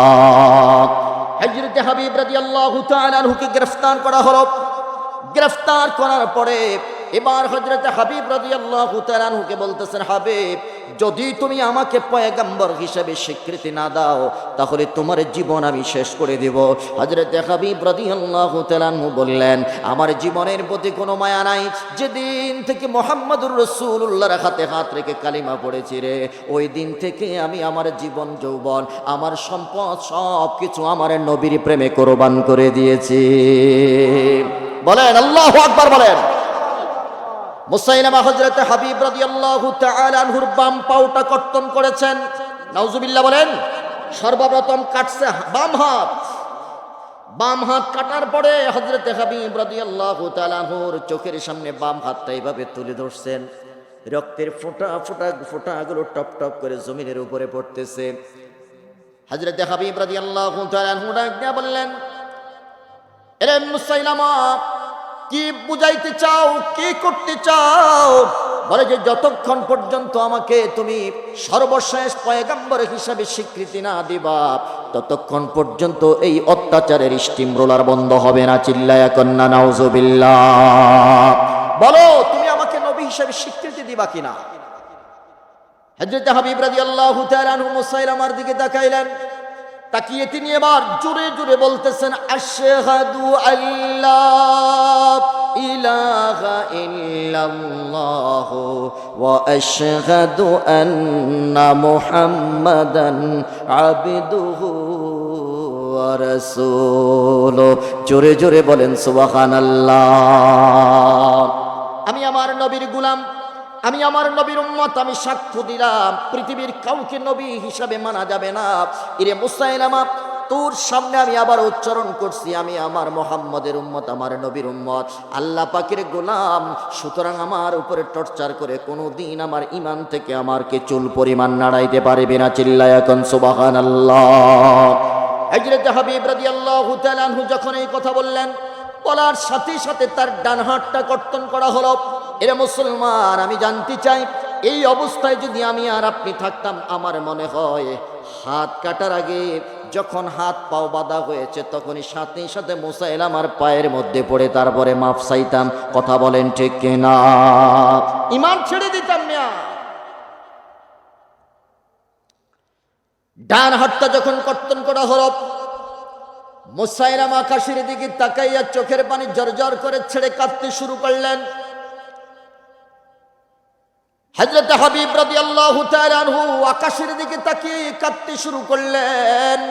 মুসাইলামা প্রশ্ন করলো, হাবিব কেন কান্না করতেছো? মনে হয় মনটা নরম হয়ে গেছে। বলে যে না রে নাফরমান, আমি তো কষ্টের কান্না করি না, দুঃখের কান্না নয়, বরং আল্লাহর কাছে ফরিয়াদ করতেছি, আল্লাহ আল্লাহ ইমানি মজবুত, ইমানি শক্তিটা তুমি বাড়াইয়া দাও, ইমানি শক্তিটা তুমি বাড়াইয়া দাও, ইমানি শক্তিটা তুমি বাড়াইয়া দাও, যাতে করে রাসূলুল্লাহর প্রেমে আমি জীবন দিতে পারি। চিল্লায়া কোন সুবহানাল্লাহ।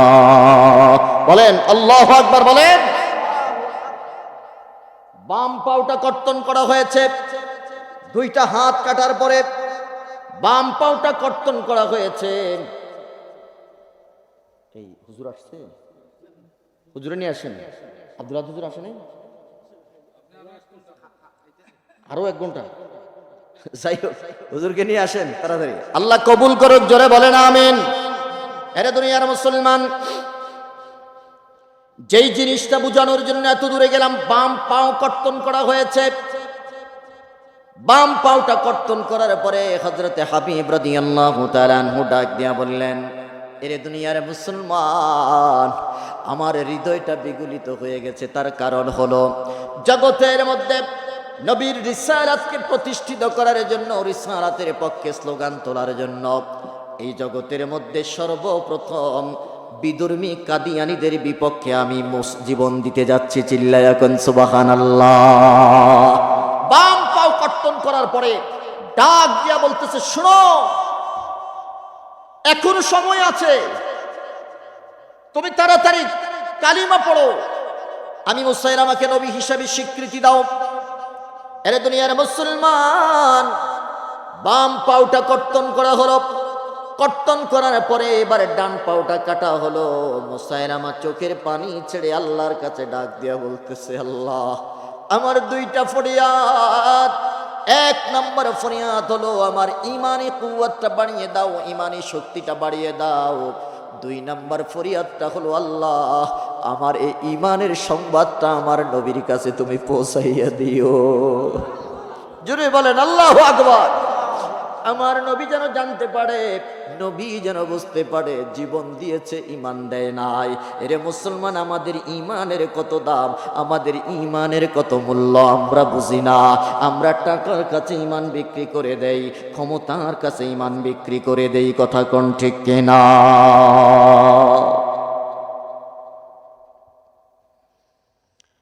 হযরত হাবিব রাদিয়াল্লাহু তাআলা আনহুর ডান পাউটাও কর্তন করা হলো। এরা দুনিয়ার মুসলমান, ইমানের কাছে জীবন দিয়ে দিয়েছে, তারপরেও ইমান দেয় নাই। নিথর বডিটা জমিনের উপরে পড়ে আছে, হাত নাই, পাও নাই, শুধু রুহটা আছে, নিঃশ্বাসটা আসতেছে আর যাচ্ছে। নিথর বডিটা জমিনের উপরে পড়ে কাঁপতেছে। এইভাবে হযরতে হাবিব রাদিয়াল্লাহু তাআলা আনহুকে মুসাইলামা ডাক দেয়া বলতেছে, এ হাবিব, এখনো পর্যন্ত তোমার নাকের ডগায় অক্সিজেন আসা যাওয়া করতেছে রে হাবিব, তাড়াতাড়ি আমাকে স্বীকৃতি দাও, না হয় জীবনটাও হারাতে হবে। হযরতে হাবিব রাদিয়াল্লাহু তাআলা আনহু আর একটা মুহূর্ত দেরি করলো না, আবার মুসাইলামাতুল কাযযাবের সামনে দাঁড়িয়ে মুসাইলামাতুল কাযযাবের সামনে এবার জোরে জোরে উচ্চারণ করতে লাগলো, আশহাদু আল্লাহ ইলাহা ইল্লাল্লাহু ওয়া আশহাদু আন্না মুহাম্মাদান আবদুহু ওয়া রাসূলুহু। বলেন আল্লাহু আকবার, বলেন। মুসাইলামার মেজাজ বিগড়ে গেল। হযরত হাবিব রাদিয়াল্লাহু তাআলা আনহুর বডি থেকে গোশতগুলো কাটতে শুরু করছেন। নাউজুবিল্লাহ বলবেন না? একটা মানুষকে কত নির্মমভাবে হত্যা করতেছে রে মুসলমান, শুধুমাত্র ইমানের কারণে। আমার আল্লাহ এই জন্য বলেছেন, তুমিনুনা বিল্লাহি ওয়া রাসূলিহি, খবরদার, নড়বড়ে ইমান নিয়ে ব্যবসা করা যাবে না, নড়বড়ে ইমান দিয়ে ব্যবসা চলবে না। আমার সাথে ব্যবসা করতে হলে মজবুত ইমান লাগবে। কথা কোন ঠিক কিনা? গোশতগুলো কেটে কেটে জমিনের উপরে বিছিয়ে দিচ্ছে। নাউজুবিল্লাহ বলবেন না? এই সংবাদটা তার মায়ের কাছে চলে গেল। হযরত হাবিব রাদিয়াল্লাহু তাআলা আনহুর মায়ের কাছে চলে গেলেন। মা ডাক দেয়া বলে, পৃথিবীর মানুষ এত নির্মমভাবে, নিষ্ঠুরভাবে আমার সন্তানকে হত্যা করার কারণটা কি, অপরাধটা কি? দুনিয়ার মানুষগুলো ডাক দিয়া বলতেছে, রে মা, শুধুমাত্র ইমানের কারণে তার হাতগুলো কাটা হয়েছে, ইমানের কারণে তার পাগুলো কর্তন করা হয়েছে, ইমানের কারণে তার বডি থেকে গোশতগুলো আলাদা করা হচ্ছে। এবার মা দুঃখিনী ডাক দিয়ে বলতেছে, লিহাদা, এই জন্যই ওয়াদাতুহু, আমি তাকে প্রসব করেছি, অর্থাৎ আমার সন্তানকে জন্ম দিয়ে আমি ধন্য একজন মা হিসেবে স্বীকৃতি পেয়েছি। জোরে বলেন আল্লাহু আকবার। অর্থাৎ ইমানের জন্য যে জীবন দিছে, মা খুশি, মা বেজান না। আল্লাহু আকবার বলবেন না? এমন একটা মা যদি আমার ঘরে থাকতো, এমন একটা মা যদি আপনার ঘরে থাকতো, যে হায় রে, রমজান মাসে আমার সন্তান উপযুক্ত হয়ে গেছে, আমার সন্তান রোজা রাখতে চায়, রোজা না রাখতে চাইলেও সন্তানকে উৎসাহ দিয়ে রোজা রাখায়। কথা বলেন ঠিক কিনা? বরং উল্টা আমরা বলি, না না না, তোমার এখনো বয়স হয়েছে না। জোরে বলেন ঠিক কিনা? এখন যদি তুমি রোজা রাখো তোমার স্বাস্থ্য নষ্ট হয়ে যাবে। অথচ উপযুক্ত মা কি বলে দেখেন, হ্যাঁ এই জন্য আমি আমার সন্তানকে জন্ম দিয়ে আমার সার্থক হয়েছি যে আমার সন্তান জীবন দিছে, ঈমান দেয় না। জোরে বলেন আল্লাহু আকবার।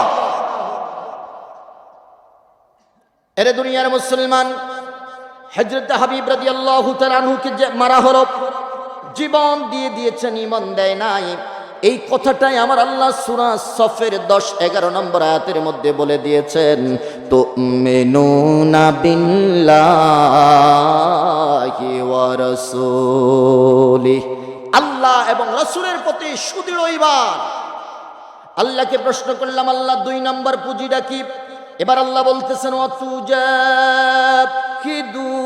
ফি সাবিলিল্লাহি বিআমওয়ালিকুম ওয়া আনফুসিকুম।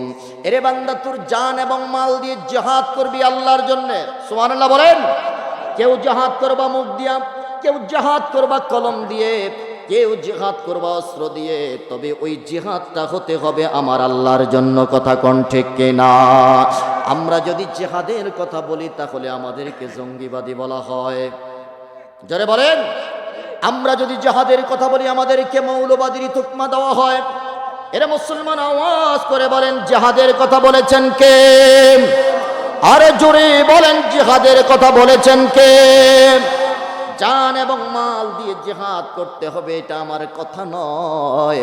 বাতিলের বিরুদ্ধে জিহাদ করবে জান এবং মাল দিয়ে, এই কথাটা আমার আল্লাহর কথা। কোন ঠিক কিনা?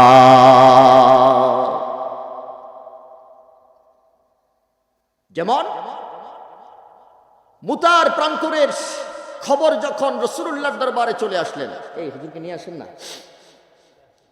মুতার প্রান্তরের খবর যখন রাসূলুল্লাহর কাছে চলে আসলেন, রোমান সৈন্য 1 লক্ষ সেনাবাহিনীর একটা বহর আসতেছে। একটাই মাত্র লক্ষ্য, একটাই মাত্র টার্গেট, মুসলমানদেরকে পৃথিবীর জমিন থেকে ডিলিট করে দেওয়া। চিল্লায়া কন্না নাউজুবিল্লাহ। এই জগতের মধ্যে যারা কালিমার কথা বলে, জগতের মধ্যে যারা কোরআনের কথা বলে, জগতের মধ্যে যারা সুন্নাহর কথা বলে, তাদেরকে শেষ করে দেওয়া লাগবে। দেখেন না, এখনো পর্যন্ত আমার দেশে আমরা দাড়ি টুপিওয়ালা জুব্বাওয়ালারা ঠিক মতো কথা বলতে পারি না, আমাদের সম্মুখ থেকে মাইক টেনে নিয়ে যায়। কথা বলেন ঠিক কিনা? এ দুনিয়ার মুসলমান, জগতের মধ্যে বলেন আমাদের দাম কম না বেশি? জোরে বলেন না, কম না বেশি?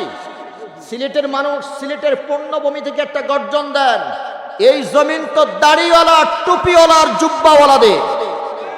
কথা বলেন ঠিক কিনা? এই জমিন শাহজালাল শাহপরানের, এই জমিন আল্লামা সাহেব কেবলা ফুলতলি রহমাতুল্লাহ আলাইহির। কথা বলেন ঠিক কিনা? এই জমিনে কোন ধরনের দাড়ি টুপি আর জুব্বার বিরুদ্ধে কোন স্লোগান চলতে দেওয়া যাবে?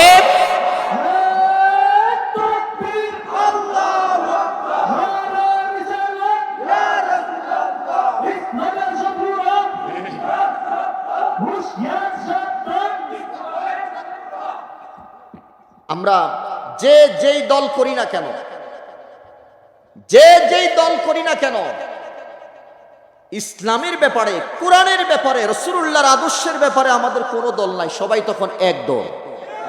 কথা বলেন ঠিক কিনা? সবার দল তখন একটা, যে আমরা মুসলমান, এই জমিনে হুকুম চলবে কার? আরো জোরে বলেন, জমিনে হুকুম চলবে কার? এরে দুনিয়ার মুসলমান, এখনো পর্যন্ত আমরা স্বাধীন হই নাই, এখনো পর্যন্ত আমরা স্বাধীন হতে পারি নাই। আমি জানি না কবে আমরা স্বাধীন হব। তার মানে হলো এই মুসলমানের এই জমিনে, আল্লাহর এই জমিনে কালিমার কথা বললে পড়ে, কোরআনের কথা বললেই পড়ে আমাদের উপরে হুমকি দামকি, জেল জরিমানা, হামলা মামলা আছে না নাই? এখন ওলামায়ে কেরামদেরকে আপনারা জানেনও না, মিডিয়া তো আসে না, হুমানে গ্রেফতার করতেছে। আমরা এখনো স্বাধীন হতে পারি না। বুঝেন নাই? কুকুর মারছে তারে এখনো জেলখানায় বন্দি, কুকুরের বাচ্চা পানিতে চুবায় মারছে তারে এখনো এমন আন্দোলন করছে তারা, ওই মানুষটারা, আমার কথা হলো মহিলা ভুল করেই ফেলেছে, এখনো পর্যন্ত তারা জেলখানায় ঢুকায় রাখছে। অথচ হাদির মতো একজন দেশপ্রেমিক সুন্নি মুসলমানকে মাথায় পিস্তল ঠেকিয়ে মারা হয়েছে, এখনো খুনিদের গ্রেফতার করতে পারে না। ওই সুশীলদের এখন কোনো স্লোগান নাই, তার মানে সে তো মুসলমান। তারা বুঝাইছে যে তোমরা মুসলমানের চাইতে আমার কুত্তার দাম বেশি। এরে মুসলমান যুবক বন্ধু, বৃদ্ধ বাবারা, এখনো আমরা স্বাধীন হতে পারি নাই, এখনো পরাধীনতার গ্লানি আমাদের কাদের মধ্যে আছে। জানি না কবে স্বাধীন হতে পারবো, তবে আমার বিশ্বাস আমার মনে হয় আমাদের সাহেব কেবলা ফুলতলি রহমতুল্লাহ আলাইহির সাহেব জাদা আল্লামা হুসামউদ্দিন চৌধুরীর মতো একজন নেতা আমাদের দরকার। বলেন বলেন দরকার কিনা? এরকম একজন লিডার আমাদের দরকার। সাহেব কেবলার একটাই স্লোগান ছিল, বাঁচাও ইমান বাঁচাও দেশ। কথা কন না? আগে কি ইমান, বলেন আগে কি, এরপরে দেশ। বাঁচাও ইমান বাঁচাও দেশ, এটা সাহেব কেবলার নির্দেশনা ছিল আমাদের প্রতি। এই স্লোগান আমাদের সবার চোখের সামনে থাকতে হবে, যেই দল করি না কেন। ইমান এবং আমলের ব্যাপারে, কোরআন এবং সুন্নাহর ব্যাপারে কারোর সাথে কোনো কম্প্রোমাইজ নাই, কোনো আপোষ নাই। কথা বলেন ঠিক কিনা? এরা দুনিয়ার মুসলমান, মুতার প্রান্তরের ডাক আসলো, 1 লক্ষ কাফির মুশরিক একত্রিত হয়েছে। নবীজি রাহমাতুল্লিল আলামিন মসজিদে নববীর মধ্যে সমাবেশ ডাকলেন। ডাক দেয়া বলতেছে, শুনো, রোমানরা আসতেছে ইসলামটাকে শেষ করে দেওয়ার জন্য। আমি তোমাদেরকে ডাকলাম, তাদের বিরুদ্ধে আমাদের মোকাবেলা করে বিজয়ের পতাকা ছিনিয়ে আনতে হবে, না হয় ইসলাম নামক সুশীতল বৃক্ষটা তারা কেটে ফেলতে চাচ্ছে। চিল্লায়া কন নাউজুবিল্লাহ। সেনাবাহিনী প্রস্তুত করা হলো 3000। বলেন কয় হাজার? মোকাবেলায় হলো 1 লক্ষাধিক। মুসলমানদের সৈন্য সংখ্যা হলো মাত্র 3000। সাহাবায়ে কেরাম নবীজির দিকে চোখ তুলে তাকিয়ে রইলেন। সেনাপতি কে হবে? আল্লাহর নবী হযরত মুহাম্মদুর রাসূলুল্লাহ সাল্লাল্লাহু আলাইহি ওয়াসাল্লাম সর্বপ্রথম সেনাপতির নাম ঘোষণা করলে হযরতে যায়েদ বিন হারেসা। সুবহানাল্লাহ বলেন। এ যায়েদ তুমি কোথায়? হাত তুললেন। 2 নম্বরে নাম ঘোষণা করলেন হযরতে জাফর। এরে জাফর তুমি কোথায়? তিনিও হাত উঠাইলেন। 3 নম্বরে নাম ঘোষণা করলেন হযরতে আব্দুল্লাহ বিন রওহা। এরে আব্দুল্লাহ তুমি কোথায়? বলে যে হাত উঠাইলাম। এবার আমার নবী ডাক দেয়া বললেন, যেই 3 জন সেনাপতির নাম ঘোষণা করা হয়েছে, এই 3 জনের পরেই তোমরা তোমাদের ভিতর থেকে 4র্থ নম্বর সেনাপতিকে নির্বাচন করে নেবা। তার মানে নবীজি বুঝাইলেন, যেই 3 জন সেনাপতির নাম ঘোষণা করা হয়েছে, একজনও আর পরিবারের কাছে ফিরে আসবে না। জোরে জোরে বলেন আল্লাহু আকবার। একজনও আর ফিরে আসবে না। সাহাবায়ে কেরামদেরকে ছুটি দিয়ে দিলেন, তোমরা চলে যাও, পরিবারের কাছ থেকে বিদায় নিয়ে আসো, যুদ্ধের সরঞ্জামাদি তাড়াতাড়ি নিয়ে আসো। হযরতে যায়েদ বিন হারেসা ডাক দিয়া বললেন, নবী গো, আমার মাও আপনি, আমার বাবাও আপনি, আমি আর কার কাছ থেকে বিদায় নেব? নবীজি হযরতে যায়েদকে বুকের মধ্যে চেপে ধরে ডাক দিয়ে বললেন, যায়েদ, বড় আদর করে লালন পালন করে তোরে মানুষ করেছি, যাও বাতিলের মোকাবেলায় যুদ্ধ করে কালিমার পতাকাকে বিজয়ী করতে হবে। সুবহানাল্লাহ বলেন। নিজের পালক পুত্র যায়েদকে আমার নবী অনেক ভালোবাসতেন। নবী শুধু ভালোবাসতেন না, ভালোবাসতেন আমার আল্লাহ। বলেন কে? কোরআনের মধ্যে একজন সাহাবীর নাম এসেছে, তিনি আর কেউ নয়, তিনি হলেন হযরতে যায়েদ। জোরে কোন সুবহানাল্লাহ। হযরতে জাফর তিনি চলে গেলেন বাড়ির মধ্যে। সেদিনই মাত্র তিনি হাবাসা থেকে আসলেন। হাবাসা থেকে আসার পরে হযরতে যায়েদ ডাক দিয়া বলতেছেন, হযরতে জাফর ডাক দিয়া বলতেছেন, ওই দিন মাত্র আমি হাবাসা থেকে আসলাম। হাবাসা থেকে এসে এখনো পর্যন্ত আমি বাড়িতে যাই নাই। বাড়িতে না গিয়ে রহমাতুল্লিল আলামিনের নির্দেশে মদিনায় মসজিদে নববীর মধ্যে আসলাম। মসজিদে নববীতে আসার পরে আল্লাহর নবী সরকারে দো আলম আমাকে সেনাপতি নির্ধারণ করেছেন। এর দুনিয়ার মুসলমান, সেনাপতির দায়িত্ব পেয়ে সরাসরি আমি চলে গেলাম সরাসরি আমি চলে গেলাম বাড়ির মধ্যে। স্ত্রী ডাক দিয়া বললেন, স্বামী দরজা খুললাম, ভিতরে আসেন। কয় না, ভিতরে যাব না। আমি রহমাতুল্লাহ আলামিন আমাকে সেনাপতির দায়িত্ব দিয়েছে, জিহাদের ময়দানে জীবন দিতে চলে যাব। চিল্লায় এখন সুবহানাল্লাহ। ঘরের ভিতরেও যান নাই, বিদায় নিয়ে চলে এসেছেন। হযরত আব্দুল্লাহ বিন রাওহা তিনিও দরজার মধ্যে নক করলেন। স্ত্রী ডাক দিয়া বললেন, স্বামী রে ঘরের ভিতরে আসো। বলে যে ঘরের ভিতরে যাব না, আমাকে তাড়াতাড়ি ডাল তরবারি দাও। আল্লাহর নবী সেনাপ্রধান হিসাবে আমাকে ঘোষণা দিয়েছে, আমি চলে গেলাম।